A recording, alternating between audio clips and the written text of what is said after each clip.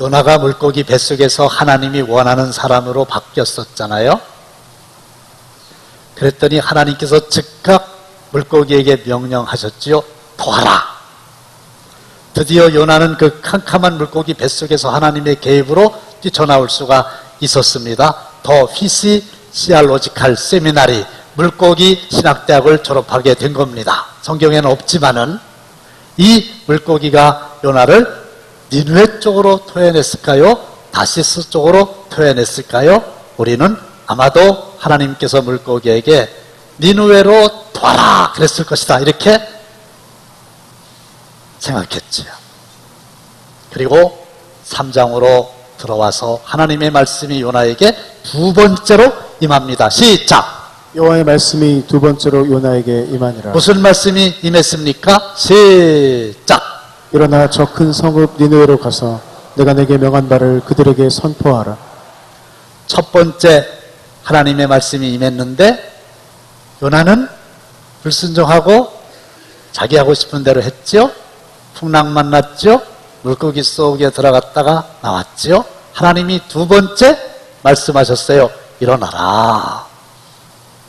그 다음엔 어디로 가라고 말씀하셨어요? 니느웨로 가라. 가서 뭐 하라고 그랬어요? 내가 내게 명한 바를 선포해라.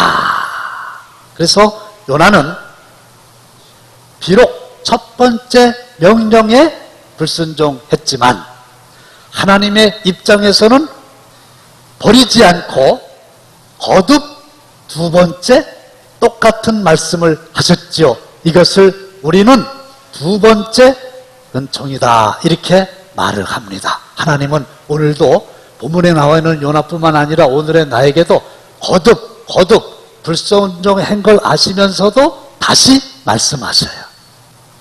그 말씀을 소홀히 여기지 않고 들을 수 있는 영적인 귀가 열려지게 되시기를 주님의 이름으로 축원합니다.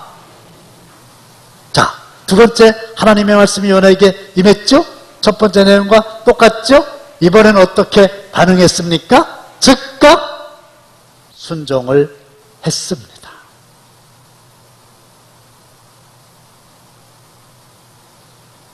왜 즉각 순종을 했다고 생각하십니까?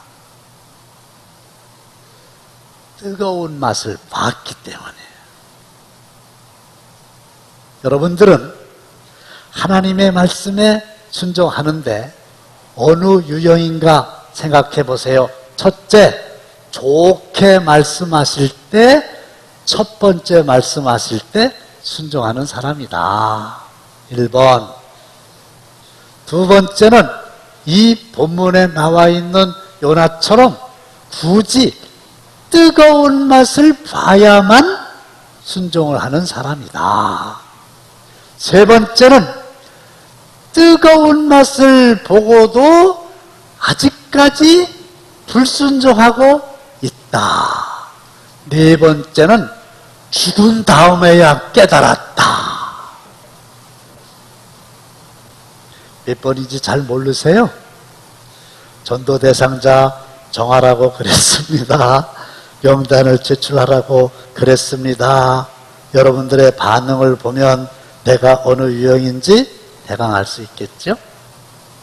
그러면 목사님, 사람이 죽으면 그만이지 뭐 죽은 다음에 깨닫는 것도 있나요? 성경에 있습니다. 어디에 나와 있나요? 거지 나사로와 부자의 이야기에 보면 부자가 죽어가지고 지옥불에 던져졌지요. 그때 알았어요. 아, 예수를 믿어야 되는구나.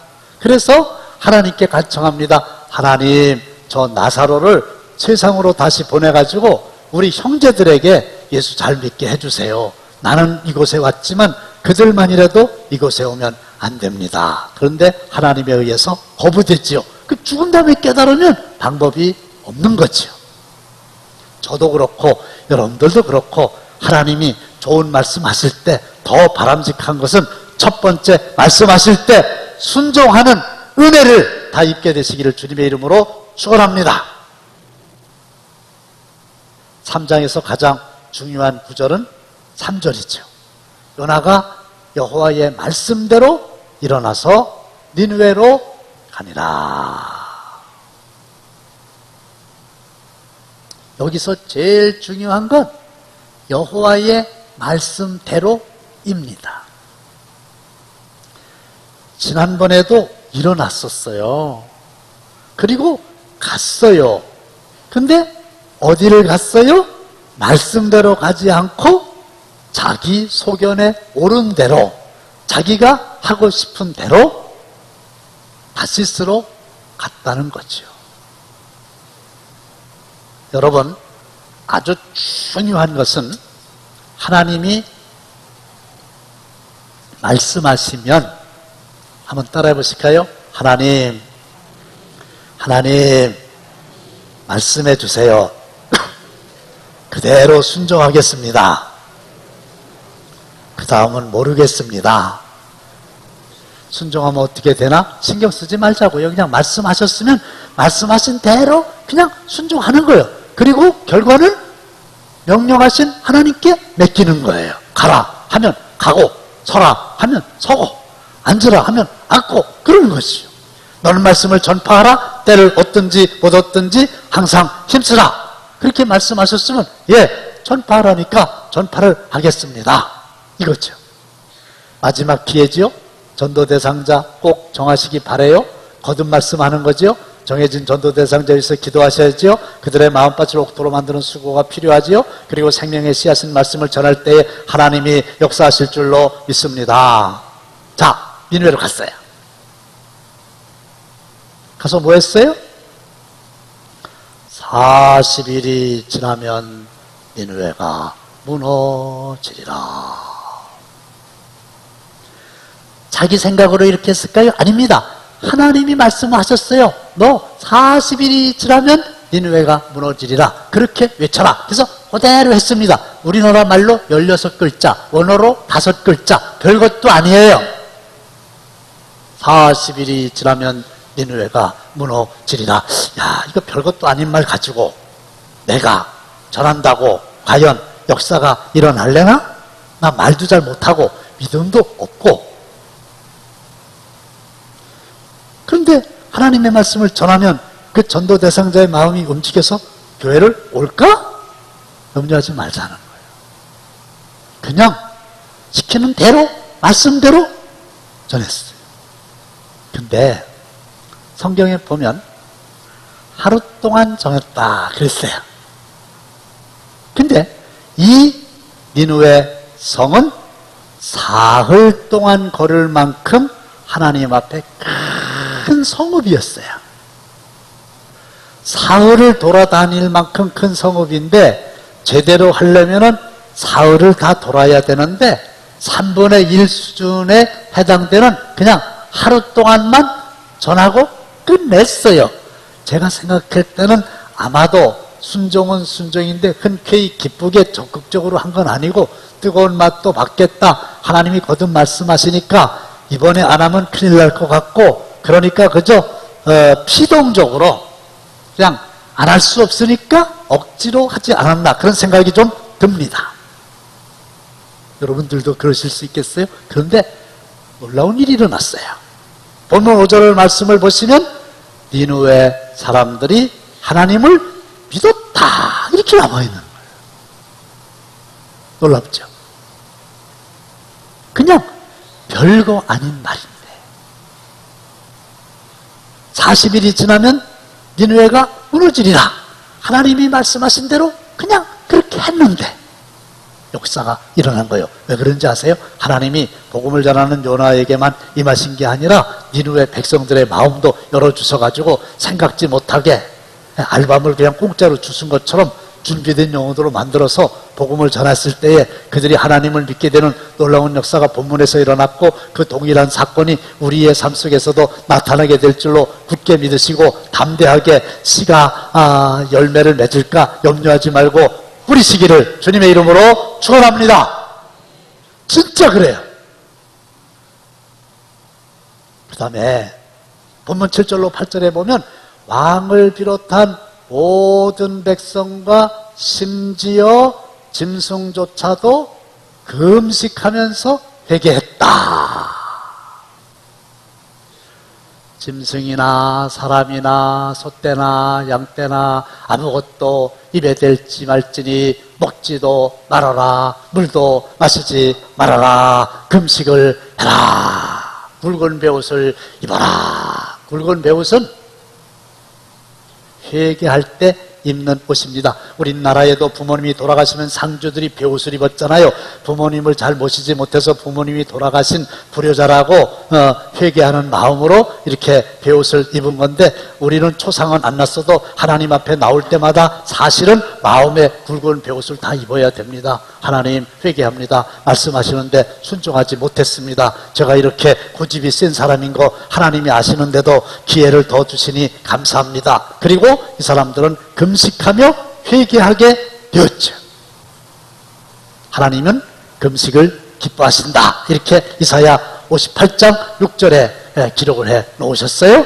흉악의 결박을 풀어주고 멍에의 줄을 끌어주며 앞제 나가는 자를 자유하게 하며 모든 멍에를 꺾는 것이 금식이 아니냐. 근데 저는 요즘에 감사한 게 많이 있기는 하지만 그 중에서도 아주 감사한 게 어쨌든 결과적으로 금식을 하면서 기도할 수 있게 된 것을 너무 기쁘게 생각해요. 여러분들이 잘 아시는 대로 당뇨를 잘 다스리는 과정에서는 약을 먹지요. 운동을 하지요. 그래도요, 아침에 생식 먹었지요. 아주 조심해서 잘 하는 거예요. 그래도 뭐가 문제냐. 12시 땡 할 때 점심을 먹지 못하고 뭐 1시간이 지나거나 이러면 당이 떨어져가지고 이게 아주 정신 못 차려서 12시에 밥 먹어야지, 12시에 밥 먹어야지 이랬었어요. 그러니까 고난일날 여러분들 한 끼 이상 금식하십시오. 그렇게 제가 말한 거는 제가 하루를 할 수 없었기 때문에 한 끼 이상, 제가 아주 열심히 해야 한 끼가 가능했거든요. 그래서 여러분들에게 제가 하지 못하는 거 요구할 수 없지 않습니까? 그래서 한 끼를 하세요. 그런데 제가 한 달이 넘도록 간헐적 단식이라고 그러는데 이 몸무게를 빼기 위해서 아침을 금식하거든요. 아무것도 안 먹었어요. 어제 저녁 먹고 오늘 아침에 아무것도 안 먹었어요. 처음에는 내가 두려워가지고 당뇨약 끊었겠다. 이게 당 떨어지면 어떡하나. 그게 걱정이잖아요. 그래서 바카스를 가지고 왔었다 그랬죠. 무사히 지나갔어요. 또 3부 때 바카스 가져왔죠. 무사히 지나갔어요. 그 다음부터는 전혀 바카스가 필요 없이 당이 떨어지지 않는 거 있죠. 그러니까 진짜 이제 금식할 수 있어요. 하나님이 금식하며 기도하는 거 들어주시는 줄로 믿으시기를 바랍니다. 하나님이 응답하셨어요. 어떻게 응답하셨습니까? 10절에서 확인해 보겠습니다. 다 같이 시작! 하나님이 그들이 행한 것 곧 그 악한 길에서 돌이켜 떠난 것을 보시고 하나님이 뜻을 돌이키사 그들에게 내리리라고 말씀하신 재앙을 내리지 아니하시니라. 하나님도 말씀하시는 것을 바꾸시는 경우가 있어요. 하나님의 말씀은 1.1획도 땅에 떨어지지 않고 그대로 된다. 이렇게 우리가 알고 있었는데 예외가 있어요. 오늘 이 본문에 예외가 나온 거예요. 40일이 지나면 니느웨가 무너지리라. 그렇게 하나님 말씀하셨잖아요. 근데 하나님께서 뜻을 돌이키셨어요. 그래서 내리기로 작정한 그 니느웨의 재앙을 내리지 아니하시고 따라서 니느웨 백성들이 구원받은 줄로 믿으시기를 바랍니다. 하나님이 말씀하신 것도 뜻을 돌이키실 수 있어요. 그냥 말씀 두시기를 바랍니다. 그럼 왜 하나님께서 뜻을 돌이키셨냐? 그들이 행한 거를 보신 거예요. 그들이 행한 게 뭡니까? 악한 길에서 돌이켜 떠난 거, 그걸 보신 거예요. 여러분, 하나님이 너네가 벌 주리라, 내가 너희들에게 재앙을 내리리라, 이렇게 결심을 하셨어도요, 저와 여러분들이 악한 길에서 돌이켜서 떠나면 하나님도 뜻을 돌이키시사 내리시기로 한 재앙을 내리시지 않는다는 사실을 굳게 믿으시기를 바랍니다. 이게 뭐냐? 회개예요.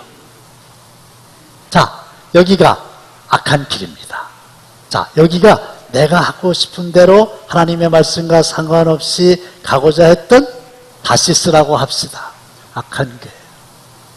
그러면 악한 것에 가까이 있으면 안 됩니다. 어떻게 해야 됩니까? 이 악한 길에서 돌이켜야 돼요. 돌이킨다고 하는 얘기는 메타노이아예요. 회개예요. 180도 방향을 바꾸는 거예요. 돌이키는 건 바로 이렇게 하는 거예요. 이렇게. 반대 방향, 180. 그래서 여기를 떠나는 거예요. 그리고 하나님의 뜻에 합당하게 순종하는 거예요. 이게 가장 중요한 거예요. 회개하라! 천국이 가까이 왔느니라. 그래서 안 되는 줄 알면서 만져서는 안 되고 가까이 가서도 안 되고 눈으로 봐서도 안 되는데 안 되는 줄 알면서 왜 그랬을까? 자꾸 여기에 머물러 있으면 하나님의 진노가 대기하고 있는 거예요. 여러분들 다 돌이키시기를, 악의 길에서 돌이키시기를 주님의 이름으로 축원합니다. 그랬더니 어떤 일이 일어났어요?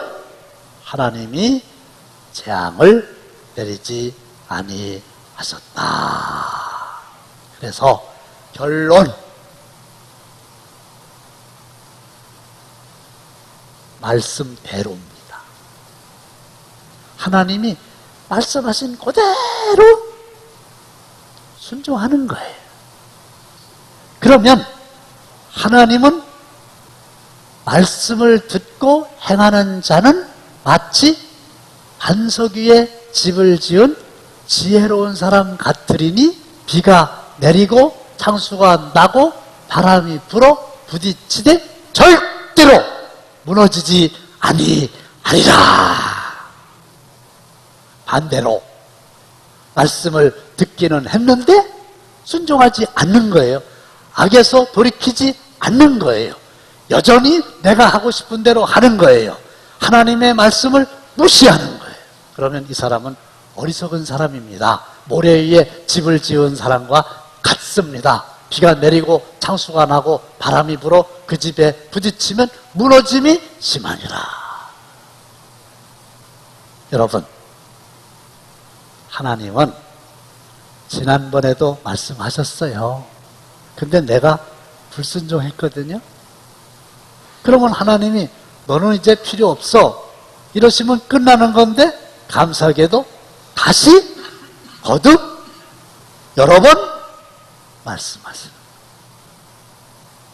이럴 때에 순종하시면 더더군다나 영혼을 구원하는 일에 우리가 순종하면 별거 아닌 것 같아도 역사가 일어나서 이 추수의 계절, 결실의 계절, 가을에 다름 아닌 하나님이 가장 기뻐하시는 영혼의 열매를 봉헌하게 됩니다. 하나님이 기뻐하시는 일 멋지게 20일 남았는데 이번에 하고, 또 하나님 저도 좀 기뻐하는 거 있는데 하나님 이루어 주십시오 해서 간증자가 되시기를 주님의 이름으로 축원합니다.